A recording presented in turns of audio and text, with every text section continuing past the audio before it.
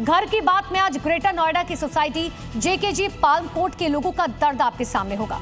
इन लोगों ने बड़े अरमानों से सोसाइटी में फ्लैट तो खरीदा, पूरा पैसे दिए, लेकिन बिल्डर के धोखे के चलते आज ये प्रोटेस्ट करने के लिए मजबूर है। वजह है इन लोगों के फ्लैट की रजिस्ट्री ना होना, यानी कि इन लोगों ने घर खरीदने में पैसा तो दिया, लेकिन अभी तक मालिक नहीं बने।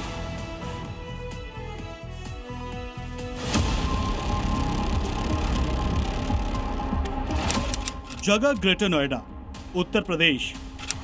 Society JKG palm court. इस सोसाइटी में रहने वाले इन लोगों का दर्द सुनिए।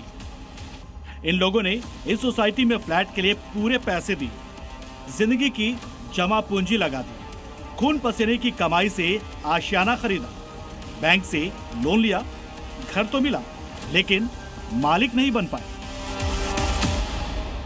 बिल्कुल एकदम ठगा हुआ महसूस कर रहे हैं, और आज से नहीं कर रहे हैं, जिस दिन से लिया उस दिन से कर रहे हैं। जब इन लोगों ने दिया था, जिस समय हम लोग लेने आए थे, 2019 की बात है, और तब से हमारा लोन हो गया था, सरकारी बैंक से हमारा लोन हुआ।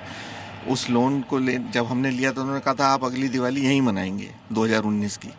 फिर 2020 में वो कोरोना का चक्कर हो गया, कुछ दिन डिले हुआ, ऐसे करते करते आज तक मकान तो हमें मिल गया, लेकिन रजिस्ट्री हमारी नहीं हुई। रजिस्ट्री ना होने से हमको ये नुकसान हुआ कि हम आज भी इसके ओनर नहीं है। हम इसको सेल करना चाहें, बेच नहीं सकते। कोई हादसा हो जाए तो रिस्पॉन्सिबिलिटी हमारी है। बिल्डर की चूड़ी नहीं कैसे कर सकती। मैंने आपको बताया कि हमारे यहाँ से एक डेलीगेशन बना, और वो डेलीगेशन कई बार जाके मिला, लेकिन कभी भी इस तरह की कोई बात नहीं हुई कि बिल्डर भी वहाँ आया हो। मतलब अधिकारी बुलाते हैं, कोई फर्क नहीं पड़ता। तो इससे ऐसा लगता है कि वो ज़्यादा अप्रोचेबल है, उसकी ज़्यादा पैठ है, और हम आम आदमी की तरह बिल्कुल ट्रीट हो रहा है। परिभाषा आज तक बदली बिल्कुल नहीं बदली।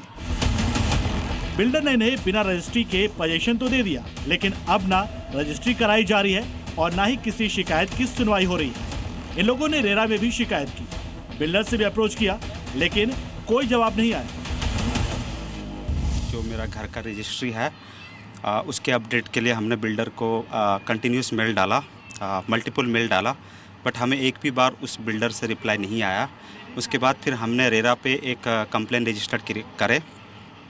फिर 10 दिन के बाद हमें एक ऑटो क्लोजर की मेल आया, जिसमें ये लिखा है कि बिल्डर जो है अप्रोप्रिएट टाइम में उनको रेस्पॉन्ड नहीं कर रहा है। हर मिडिल क्लास फैमिली का एक सपना होता है कि उसका एक घर हो। हमने अपनी पूरी आय जो है लगा के इस घर की पेमेंट कर दिया। हमने पूरा ड्यूज़ जो है बिल्डर को पे कर चुके हैं। उसके बाद भी इस घर का जो मालिकाना हक अभी भी बिल्डर के पास है। होम लोन मेरे नाम पे चल रहा है। बिल्डर अभी क्या कर रहा है कि अगर हम इस घर को बेच के अपना पैसा रिकवर करना भी चाहे, बिल्डर पर स्क्वायर फुट 1000 से 1500 रुपया जो है वो कॉस्ट हमको क्लेम कर रहा है। तो आप सोचिए, ना हम घर बेच सकते हैं, ना घर में मालिकाना हक हमारा है। होम लोन हम लोग का चल रहा है, और मार्केट प्राइस जो है उससे भी जो हमारा फ्लैट का रेट है वो डिक्लाइन हो रहा है। अब सबसे बड़ी दिक्कत यह है कि बिल्डर हम लोग को रेस्पॉन्ड कर ही नहीं रहा है। तो अब हमें पता ही नहीं कि हमारा क्या होगा। जो हम इतने रिस्पॉन्सिबिलिटीज लेके बैठे हैं, अगर ये घर खुदा ना खास्ता हमको मिल नहीं पाया भगवान के भरोसे, तो फिर हम क्या करेंगे इसके आगे। ग्रेटर नोएडा की सोसाइटी में करीब 2000 फ्लैट है। एक फ्लैट की कीमत 70 लाख से शुरू होती है। सोचिए कितना कुछ इनका दांव पर लगा हुआ है। इस सोसाइटी में प्रोजेक्ट 2011 में लॉन्च हुआ था। 2019 से लोगों को पोजीशन मिलना शुरू हुआ। 2019 से 2022 तक 200 फ्लैट की रजिस्ट्री हुई, जो टेम्पररी थी। 2022 में टेम्पररी ओसी एक्सपायर हो गया। 2022 से 2026 के बीच 400 से ज्यादा फ्लैट्स बिना रजिस्ट्री के दे दिए गए। बिल्डर ने इन लोगों को अंधेरे में रखा, बड़े बड़े सपने दिखाकर फ्लैट बेचे गए, और मालिकाना हक की बारी आई तो बिल्डर गायब हो गया।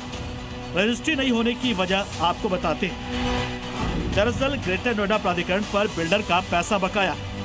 यही वजह है कि प्राधिकरण बिल्डर को कंप्लीशन और ऑक्यूपेंसी सर्टिफिकेट नहीं दे रहा है, जिसकी वजह से फ्लैट की रजिस्ट्री नहीं हो पा रही।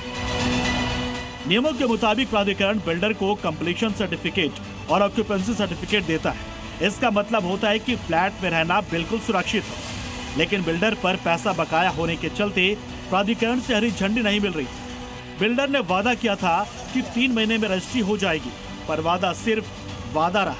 ये लोग कई सालों से अपने फ्लैट की रजिस्ट्री का इंतजार कर रहे हैं। बिल्डर ने स्टाम्प ड्यूटी के पैसे पहले ही वसूल लिए थे, फिर भी रजिस्ट्री की प्रक्रिया जानबूझकर लटकाई जा रही है। मान लीजिए अभी कोई इमरजेंसी हो, हमें अपना मकान सेल करना पड़े तो हम सेल भी नहीं कर सकते, क्योंकि जो भी हमारा प्रॉफिट का मार्जिन होगा तो वो तो बिल्डर ले जाएगा। इमरजेंसी भी हो तो सबसे बड़ी प्रॉब्लम, हम बेच नहीं सकते इस फ्लैट को। अगर हमें ज़रूरत हो हम कैसे बेचेंगे भाई? इतना हमने लोन ले रखा, लोन तो आप भी पता है कि जो इतना हमने दिया उससे दुगना हमारा लोन में पैसा जाता है, और लोन हम बेचें हमें कुछ मिलना नहीं है उसमें, क्योंकि कितना सारा पैसा तो हमें जो भी प्रॉफिट मार्जिन होता है ये तो बिल्डर लेके चला जाएगा, तो हमारे हाथ में तो कुछ नहीं आना। हम लोग तो पूरी तरह से खाली हो गए ना भाई। छोटी सी सैलरी हम लोग EMI भी भर रहे हैं, घर के भी दे रहे हैं, मेंटेनेंस चार्जेस भी दे रहे हैं। हम लोग तो सारी जो हम लोगों की जो हम लोग रह रहे हैं, हम लोग तो अपनी सारी रिस्पॉन्सिबिलिटी पूरे जो बिल्डर ने कहा सारी बातें मानी। एक फ्लैट की रजिस्ट्री नहीं होने का नुकसान भी जान लीजिए। ये लोग अपने फ्लैट के कानूनी मालिक नहीं है, संपत्ति बिल्डर के नाम पर रहती है, बेदखली का जोखिम बना रहता है, लंबी कानूनी लड़ाई के पचड़ों में फंस सकते हैं।